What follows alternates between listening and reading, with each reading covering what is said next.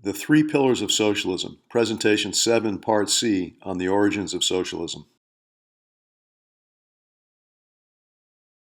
We'll begin this presentation with a consideration of intellectuals and their affinity for socialism. Friedrich Hayek was an Austrian economist who had PhDs in economics and in law. Earlier in his life, he considered himself to be a socialist, but became disenchanted with its stifling effect on freedom. He went on to become a prolific writer in support of individual liberty and free markets.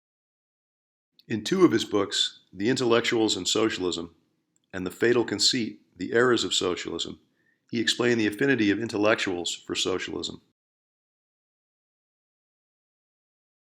Hayek described the urge of intellectuals to reform society. Hayek noted that increasingly, European intellectuals were intrigued by the ideal of reforming society. They were encouraged by the age of reason and the recent advances in science and technology.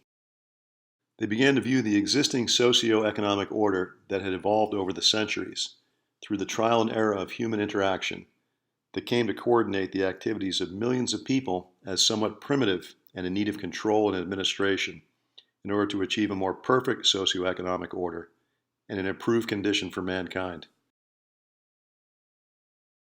Hayek noted that the idea, per Adam Smith, that the economic order required for the success of civilization could occur without deliberate human direction, as an unintended consequence of the activities of people attending to something as ignoble as their own gain, was an abomination to them. Thus, by the early to mid-1800s, three pillars of socialist thought had emerged among European intellectuals. The three pillars of socialist thought. Socialist thought developed from the writings of early theorists who felt that society and human nature could be perfected through their guidance. Three pillars of socialist thought emerged: egalitarianism, collectivism, and statism.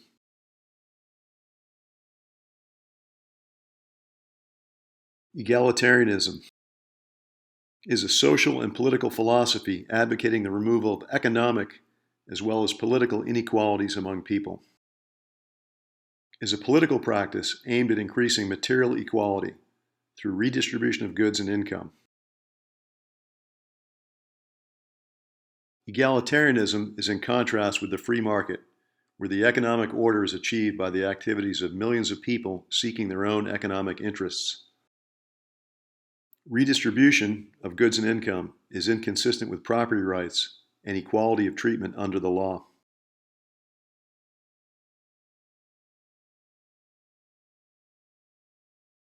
The first pillar of socialist thought, egalitarianism, requires the second pillar, collectivism, for justification.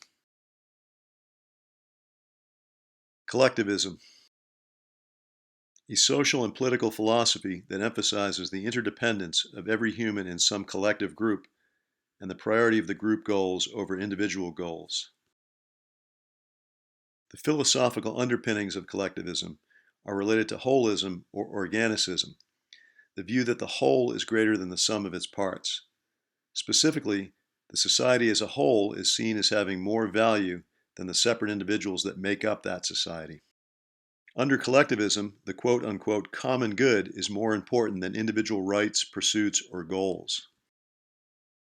Collectivism is the polar opposite of individual freedom.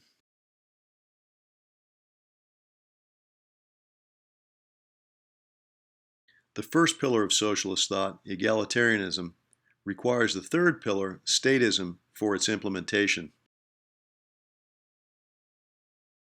Statism is the belief that the centralization of power in the state is the ideal or best way to organize humanity and to implement the necessary reforms. Statism is a theory or practice of concentrating economic and political power in the state, resulting in a weak position for the individual or community with respect to the government. Under statism, sovereignty is vested not in the people, but in the national state.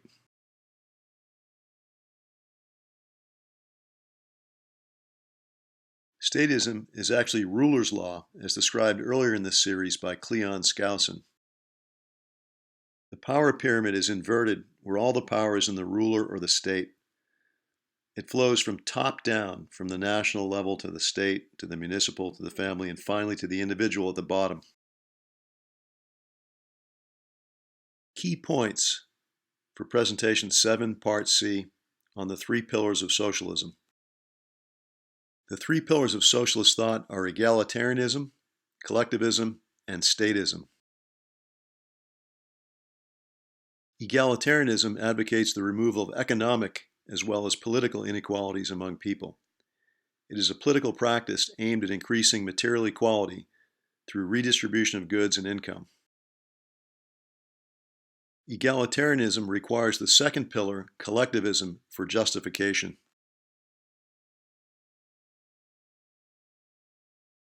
Egalitarianism requires the third pillar, statism, for implementation. These three pillars are incompatible with the building blocks of a free society.